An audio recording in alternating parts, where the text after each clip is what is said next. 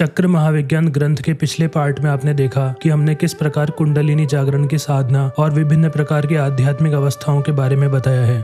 अब इसका पार्ट 2 शुरू करते हैं। परमात्मा आपके शरीर के अंदर जगह जगह पर अनुपम अनुभूतियां एवं अद्भुत ब्रह्मांड की अनमोल संपत्तियों को सजाकर अपने स्वयं इस महल के अनेक स्थानों पर विभिन्न रूप से बैठा हुआ है। जैसे हृदय में भंवर गुफा के 5वें पर्दे में, सहस्त्रदल कमल के अंदर एवं महामाया के 18 पर्दों के पार सबकी आत्माराम के रूप में स्थित है। इसलिए भूमंडल एवं ब्रह्मांड में जितने प्राणी हैं, चाहे वे किसी जाति, धर्म, पंथ, संप्रदाय के क्यों न हो, जब अपने शरीर के अंदर की अनुभूतियों को ही प्राप्त करना है तो इसमें किसी प्रकार का मतभेद नहीं है, बल्कि इस विज्ञान के द्वारा सबको प्राप्त करना परम धर्म है, क्योंकि यह विज्ञान आपके शरीर के अंदर का है। जितने भक्त, साधक, संत, महंत, मठाधीश, योगी, फकीर, सन्यासी, औघड़, अवधूत, मंडलेश्वर, राजा, रंक, नेता, मिनिस्टर हुए हैं एवं भूमंडल के सभी प्राणी जिन्हें आत्मदर्शन तथा समाधि में प्रवेश एवं केवल्य परमपद की प्राप्ति नहीं हो पाई, वे इस विज्ञान के इशारे पर कम समय में अपनी इच्छा के अनुकूल शक्तियों को प्राप्त कर सकते हैं, क्योंकि उन्हीं के शरीर के अंदर की ये सारी अनुभूतियां हैं जो प्राप्त होने वाली है। ये सब आपके महल के अंदर है। इसमें कोई मतभेद का स्थान नहीं है। सभी ब्रह्म की खोज में है। ब्रह्म सबका अपना है, सभी ब्रह्म के अपने हैं। यह विज्ञान अपने शरीर के अंदर का है, इसीलिए यह विज्ञान सबका अपना है। इस विज्ञान के सब अपने हैं। इस विज्ञान में आपके शरीर के अंदर के सतोगुण संस्कारों का फल रूप कुंडलिनी के प्रकाश के द्वारा अपने महल में रखे सामानों की खोज करनी है, जिसके संबंध में स्वामी जी ने कहा है, हर प्रकाश के द्वैत भाव को छोड़कर केवल अपनी कुंडलिनी का जो प्रकाश है, जिसको परम प्रकाश एवं भर्गो ज्योति कहते हैं, उसको केवल देखना ही ध्यान है, भक्ति है, ज्ञान एवं विज्ञान है तथा सभी अनुभूतियों का केंद्र है। इस योग के प्रेमी साधकों से निवेदन है कि इस साधना को प्रारंभ करने से पहले 1 बार, 2 बार, 3 बार इस विज्ञान ग्रंथ को अच्छी तरह से पढ़कर समझ लें तथा इसके हर सावधानियों को याद रखते हुए साधना प्रारंभ करें। दूसरा अनुरोध है कि 2, 3 या 4 साधक एक साथ मिलकर पहले एक साधक से साधना प्रारंभ करावें। बाकी साधक वहां खड़े होकर या बैठकर देखें कि साधक के शरीर के अंदर कुंडलिनी के जागरण के धक्के का बाहर के शरीर पे क्या प्रभाव पड़ता है। अगर उस साधक के शरीर में जरूरत से अधिक कंपन या फिर कूदाफान होने लगे तो बाहर देखने वाले साधक उसके शरीर को सही हालत में रखने के लिए दोनों तरफ से दोनों हाथों को 2 व्यक्ति पकड़ लें। कंपन कम होने पर हाथ छोड़ दें। अगर कंपन आवश्यकता से अधिक बढ़ता जाए तो ताकत के साथ दोनों हाथों को बगल में दबाकर शांत कर दें। 1-2 मिनट शांत रहने के बाद फिर प्राणायाम को तेज करावें। प्रकाश साफ होने पर पूछते रहें कि उस प्रकाश में क्या दिखता है। प्रकाश की स्थिति काफी तेज होने पर बाहर देखने वाले साधक आज्ञा चक्र से प्रकाश को ऊपर बताई हुई विधि के अनुसार 12 बजे सूर्य की सिधाई में प्रकाश को खड़ा कर सहस्त्र दल कमल की तरफ ऊपर बढ़ाने का इशारा देते रहें तथा यह पूछते रहें कि अभी प्रकाश कहाँ तक पहुँचा है, और यहाँ भी बताते रहें कि इतना और आगे जाना है। तेजी से प्रकाश बढ़ाते जाएं। ऐसा इशारा करना इसलिए आवश्यक है कि साधक प्रकाश को देखने में इतना तन्मय हो जाता है कि उसे अपनी सुधि समाप्त होने लगती है और आगे बढ़ने वाली बात भूल जाता है। इसलिए बाहर के साथी को इशारा करना आवश्यक है। ऐसी विभोर अवस्था विरले किसी साधक को प्राप्त होती है। साधक प्रथम दिन सहस्त्र दल कमल तक पहुंचने का प्रयास अवश्य करते रहे, क्योंकि प्रथम या दूसरे दिन के प्रयास में सुगमता से यह होता है कि प्रकाश की चाल तेज रहती है, वह शीघ्र पहुंच सकता है। केवल उसको ब्रह्मरंध्र की तरफ जाने का रास्ता मिलना चाहिए। रास्ता देने वाला तथा हर काम को करने वाला मन है। मन जिधर जाएगा प्रकाश और आंख की नजर शीघ्र उधर चली जाएगी। प्रकाश पूरा सीधा सामने 12 बजे सूर्य की सिधाई में ऊपर बढ़ेगा तो भंवर गुफा के बीच में ब्रह्मलोक के गेट से होते हुए ऊपर जाएगा। भंवर गुफा के पर्दे को बताए हुए तरीके से तोड़ते हुए प्रकाश को आगे बढ़ाना है। भंवर गुफा के आगे रास्ते में रुकावट पहले दिन नहीं मिलेगी।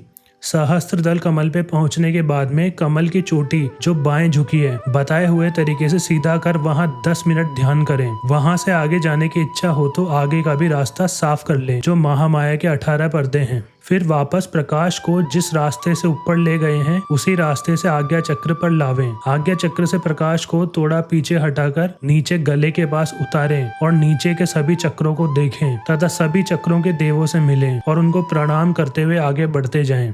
सबके नीचे कुंडलिनी के पास उसको देखने के बाद में फिर आज्ञा चक्र में प्रकाश को लाएं। वहां से फिर प्रकाश को ऊपर सहस्त्र दल कमल पर लाएं। इस बार की चढ़ाई में बहुत कम समय लगेगा। यहाँ से संकल्प करने के बाद में 1 घंटे के लिए बताए हुए रास्ते से समाधि में प्रवेश करें। बाहर के साधक ध्यान रखें कि इनके समाधि में जाने पर वहाँ शांति बनी रहे, कोई तेज आवाज में बात नहीं करे। दूसरे दिन के बाद भी समाधि में जाने की इच्छा हो 12 बजे रात्रि से 4 बजे सुबह के अंदर जाने का प्रयास करें, क्योंकि इस समय स्वतः वातावरण शांत रहता है। इसके लिए शांति आवश्यक है, इसलिए प्रथम दिन कम समय में लिखा गया है। समाधि में पहुंचने वाले साधक को सबसे पहले चक्रों को खोलने के क्रम में अनाहत चक्र यानी हृदय चक्र को खोलना चाहिए, क्योंकि समाधि में पहुंचने के बाद प्रकृति की एवं ब्रह्म की सभी अनुभूतियां एवं अनेक अद्भुत शक्तियां साधक के पास में आने लगेगी। वे सभी शक्तियां केवल साधक के लिए आएगी, उसे संसार में प्रदर्शनी नहीं दिखानी है। इसलिए इस अनमोल एवं असीम संपत्ति को रखने के लिए कोई शांत एवं सुरक्षित स्थान चाहिए।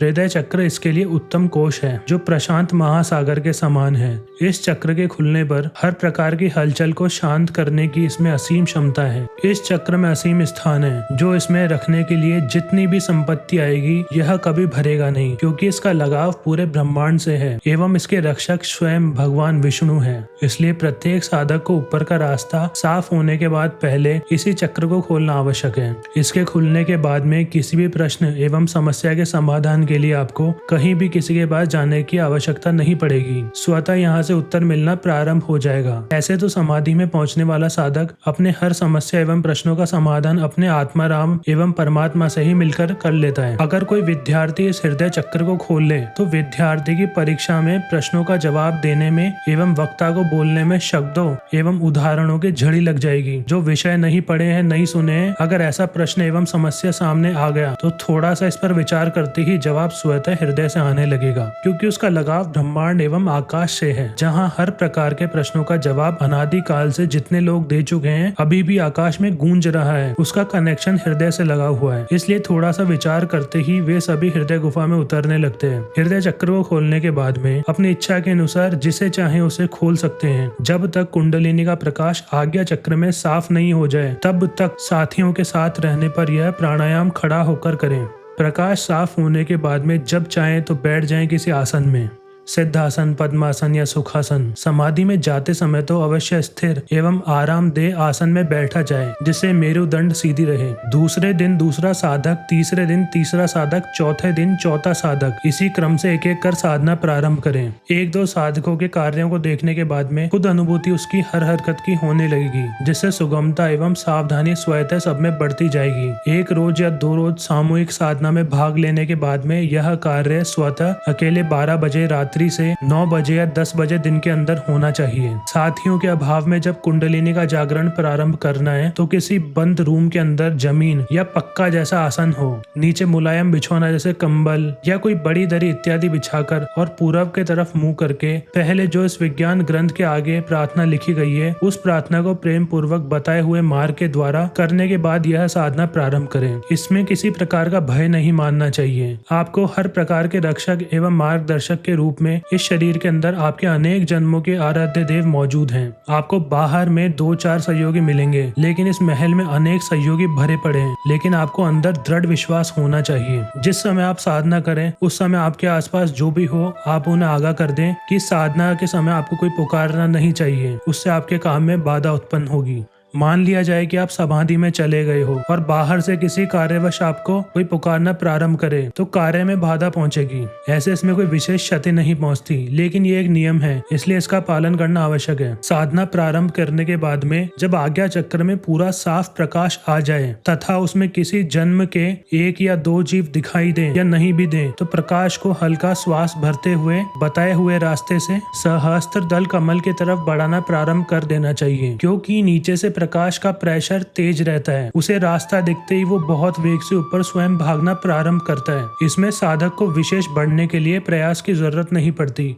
बहुत बाद में प्रकाश को ऊपर बढ़ाने वालों को बहुत कठिन प्रयास करने पर भी बहुत दिन तक समय व्यतीत करना पड़ता है। इसीलिए प्रथम दिन ही सहस्त्र दल कमल पर पहुंचना संभवतः आवश्यक है। प्रारंभ करते समय मन की एकाग्रता आज्ञा चक्र में भ्रकुटी के पास अनिवार्य है। इस आश्रम पर आने वाले अनेक प्रेमी भक्त एवं साधक इस क्रिया को बिना अच्छी तरह से समझे एवं इसके योग्य ब्रह्मचर्य की पूर्ण तैयारी किए बिना ही श्वास का प्राणायाम, जिसे भांति प्राणायाम भी कहते हैं, प्रारंभ कर दिए और अपने मन को शरीर के अनेक भागों में या जहां तहां रखते हुए इतना अधिक श्वास प्रतिदिन मार चुके हैं कि उन्हें आज तक कितने साल व्यतीत हो गए, न आत्मदर्शन हुआ, न यह भी पता चला कि कुंडलिनी पूर्ण रूप से जागृत हुई है या नहीं। इसीलिए उसके अनुकूल तैयारी तथा हर सावधानी पर जोर दिया गया है कि आपके मार्ग में किसी प्रकार की कमी महसूस न हो, क्योंकि आपके पास में अगर कोई समस्या उसके संबंध में उत्पन्न होती है तो कोई बाहर में ऐसा गुरु वहां उपलब्ध नहीं है जो आपके समस्याओं को सुलझाएगा। उसके लिए आपके गुरु रूप में उचित समय के लिए यह विज्ञान ग्रंथ ही है। इसलिए आपकी हर समस्या एवं सावधानी को इसमें रखने का प्रयास किया गया है। ऐसे तो जब तक स्वामी जी का शरीर इस संसार में स्थूल रूप में है, आपकी विशेष जरूरत पड़ने पर आपके समस्याओं के समाधान के लिए ये मिल सकते हैं। ऐसे तो सूक्ष्म स्वरूप में वे हर घट घट में मौजूद हैं तथा जब तक सृष्टि का कार्यक्रम चलता रहेगा तब तक इस सूक्ष्म स्वरूप में वो हर जगह रहेंगे एवं जो जहाँ खोजेगा वहाँ वे मार्गदर्शक के रूप में मिलते रहेंगे, क्योंकि प्रकृति का ऐसा नियम है कि केवल्य परम पद का अधिकारी महापुरुष सर्वव्यापी होता है। और इस आश्रम के हजारों भक्तों के द्वारा ऐसा देखने में तथा सुनने में भी आता है कि असंख्य साधकों के ध्यान में एक साथ एक समय में विभिन्न स्थानों में ध्यान में बैठे साधकों को इस सूक्ष्म शरीर के चेहरे के शक्ल में सूक्ष्म स्वरूप का अंदर दर्शन सदैव मिलता है। ऐसे बहुत से वृद्ध साधक हम लोगों के और स्वामी जी के सामने दबदबाए नेत्रों की हालत में कहते हैं कि मैं जब ध्यान में बैठता हूँ तो स्वामी जी मुझे आप ही के दर्शन सूक्ष्म स्वरूप में मिलते हैं। ये कोई विशेष आश्चर्य की बात नहीं है, ऐसा हर योग्य गुरु के संबंध में सुनने में आता है। अगर आपको ये वीडियो अच्छी लगी तो प्लीज लाइक करें, कमेंट करें और आपको नेक्स्ट पार्ट चाहिए तो जरूर कमेंट करना। धन्यवाद। जय श्री राम।